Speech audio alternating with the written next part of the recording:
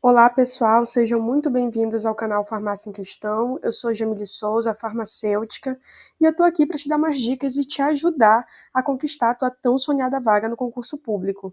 Então, se você tem interesse por esse tipo de assunto, já deixa o teu like aqui no vídeo, se inscreve no canal, ativa o sininho para não perder nenhuma dica. Compartilha aí com os teus amigos que também estão nessa mesma jornada. Tá preparado? Pega o papel e a caneta e vamos juntos.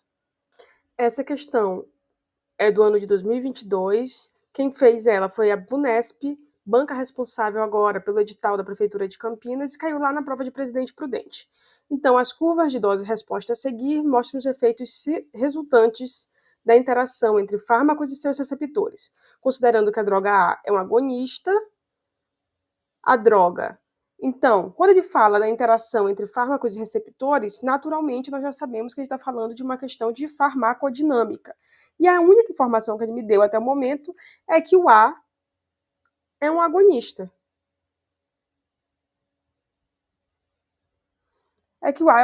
Então, vamos dar uma revisão rápida sobre agonismo, antagonismo, para a gente conseguir responder essa questão.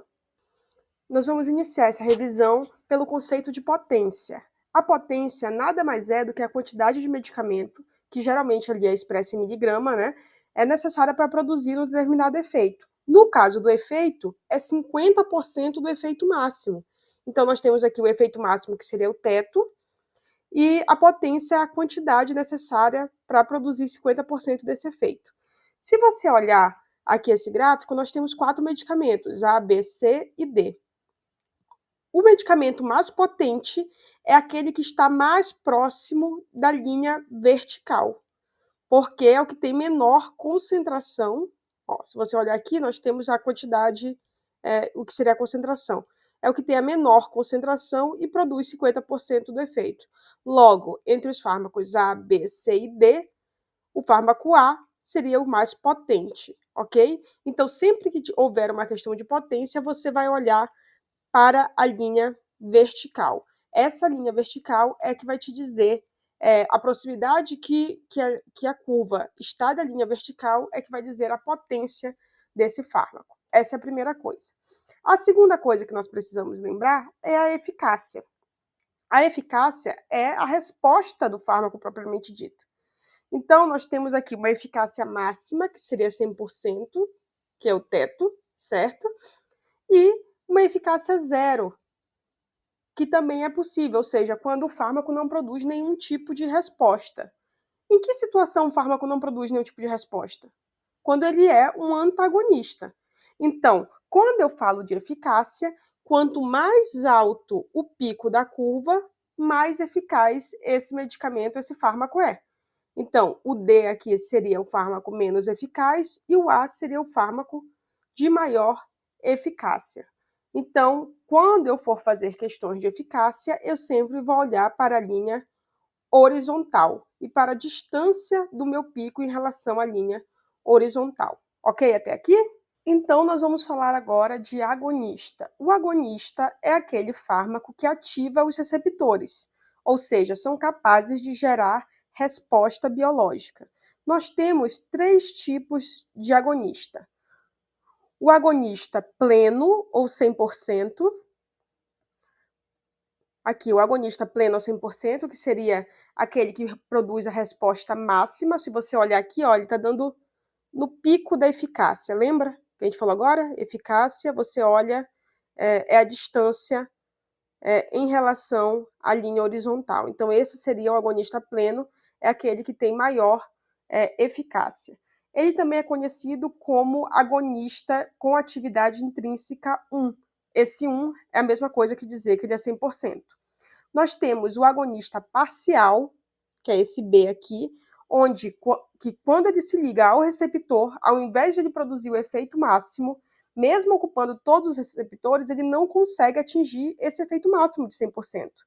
Então, ele atinge um efeito submáximo. Então, toda vez que você falar de um agonista com efeito submáximo, você já sabe que está falando de um agonista parcial, onde a atividade intrínseca dele vai ser maior que 0 e menor que 1. Aqui, essa atividade intrínseca do pleno é igual a 1, ok? E nós temos o agonista inverso, que é esse agonista que tem um valor negativo. Olha aqui onde está o zero. Então, Jamile, mas se ele produz resposta, como é que a resposta dele pode ser negativa? Nós temos dentro do nosso organismo alguns receptores que nós chamamos de constitutivamente ativos, ou seja, eles estão ali no nosso organismo naturalmente produzindo efeito mesmo sem a necessidade de se ligar a nenhum tipo de agonista, a nenhum tipo de substância. O fármaco que é agonista inverso, ele vai justamente se ligar nesse receptor constitutivamente ativo. Quando o fármaco agonista inverso se liga a esse receptor, ele vai criar um efeito negativo, ou seja, ele vai bloquear um efeito que já está ocorrendo. Então, nós dizemos que é um agonista inverso, ok? Então, aqui nós temos um agonista inverso. Sempre que vocês verem um gráfico onde a curva é negativa, essa curva está se referindo a um agonista inverso. E o antagonista, Jamile? O antagonista, como eu disse, ele produz um efeito zero, porque ele não vai estar bloqueando uma resposta que já está ocorrendo, ele vai estar impedindo uma resposta de ocorrer. Ou seja, ele não tem nenhum tipo de efeito, ele não gera nenhum tipo de efeito ou eficácia. Falando do antagonista agora, o antagonista é aquele fármaco que não ativa receptor, nem positivamente nem negativamente. É como se fosse o zero mesmo. Ele só vai ocupar aquele espaço sem fazer nenhum tipo de atividade. E aí nós temos dois tipos de antagonista. O antagonista competitivo, ok? Que é quando o antagonista compete exatamente pelo mesmo sítio de ligação com o receptor, com o agonista, né? Então, assim, nós temos um receptor na nossa membrana, e aí nós temos o agonista que se liga aqui, e eu vou ter um outro fármaco que é o antagonista que vai bloquear esse receptor, impedindo que o agonista se ligue. Então, eles estão competindo pelo mesmo sítio de ligação. Esse tipo de antagonismo é conhecido como antagonismo competitivo, e essa ligação ela é reversível. Então, no antagonismo competitivo, a ligação é reversível. Como eu vejo no gráfico a ocorrência de um antagonismo competitivo? Sempre que ocorrer um antagonismo competitivo no gráfico, nós vamos ter uma modificação de potência. Ou seja, lá no nosso gráfico de potência, o agonista, se o C dele era bem aqui, o SC dele, que é aquela quantidade máxima para fazer 50, que é a dose, perdão, para fazer 50% da atividade máxima. Quando eu adiciono o antagonista juntamente com ele, essa curva vai se deslocar e vai ficar mais distante do meu eixo vertical. Então, antagonismo competitivo, a modificação é em potência. A eficácia se mantém e a potência muda, ou seja, a concentração necessária para produzir o efeito muda. No antagonismo não competitivo, ele é um antagonismo irreversível. Então, ele vai se ligar ali de forma irreversível, através de ligações covalentes, e ele faz uma modificação nesse receptor, tornando ele, bloqueando ele permanentemente, né? Para que esse agonista não se ligue mais.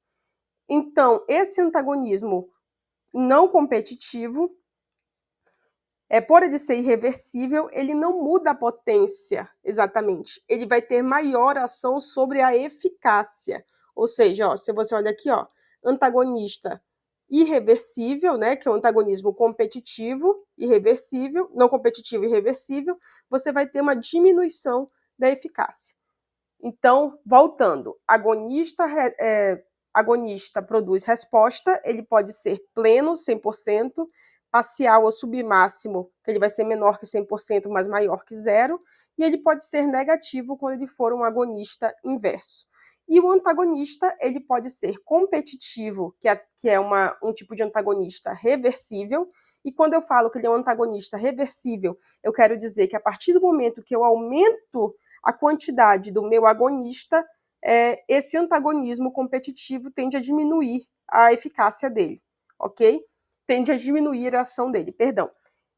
E nós temos o antagonismo irreversível, que é o antagonismo não competitivo, que ele altera exatamente a eficácia. Certo, pessoal? Então, vamos voltar aqui para a nossa questão. Na questão, a informação que nós temos é que o A, ele é um agonista. Então, tá ótimo. Se o A é o agonista, eu não vou nem olhar as questões. O D está ativando ou está inibindo o A? Olha, ele está diminuindo aqui a eficácia do A. Então, ele não tem como estar melhorando a eficiência do A.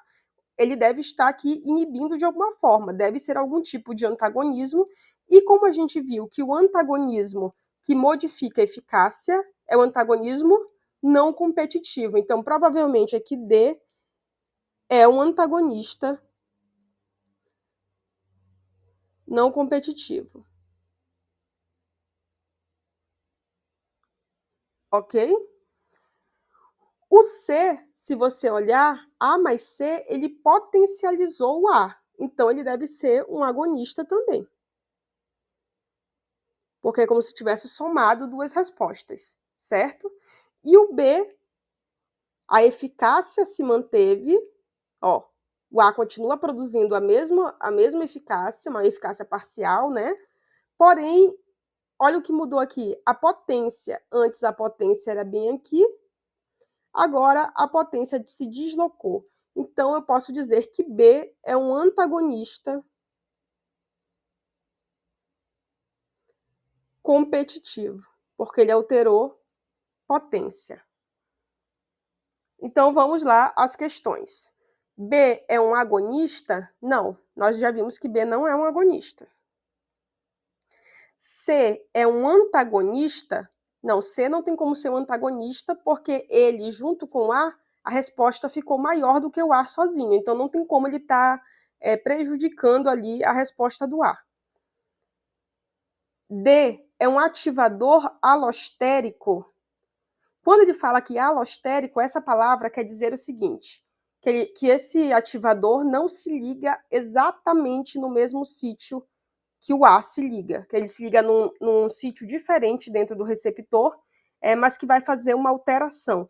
Então, dentro de um receptor, por exemplo, lá no receptor GABA, nós temos vários sítios de ligação. Um sítio central, que é onde o GABA se liga, e vários sítios ao redor, onde outros medicamentos, outras substâncias podem se ligar. Então, esses sítios ao redor seriam alostéricos em relação ao GABA, ok? Então, o D não é um ativador, porque, inclusive, ele diminuiu tanto a potência quanto a eficácia, então não tem como ele estar ativando, ok? Aí ele diz que o C é um inibidor alostérico. O C não tem como ser um inibidor exatamente porque ele está potencializando a ação do A. Então, não tem como ele estar inibindo. E o B pode ter sua ação superada por um aumento da droga A. No antagonismo competitivo, se eu aumento a dose do agonista, automaticamente esse efeito de antagonismo diminui, já que eles estão competindo pelo mesmo sítio de ação. Então, quanto mais droga A eu ofereço, maiores as chances dela interagir com o receptor e não o B, que é o antagonista. Eu espero que tenha ficado claro para vocês, pessoal. Aqui foi só uma revisão rápida sobre agonismo, antagonismo e um pouquinho dessas questões que caem com gráfico. Então, se você gostou desse tipo de conteúdo, segue o canal, ativa a notificação, ativa o sininho, que sempre que possível eu vou estar vindo aqui com vocês, trazendo revisões rápidas como essa. Um beijo e até a próxima!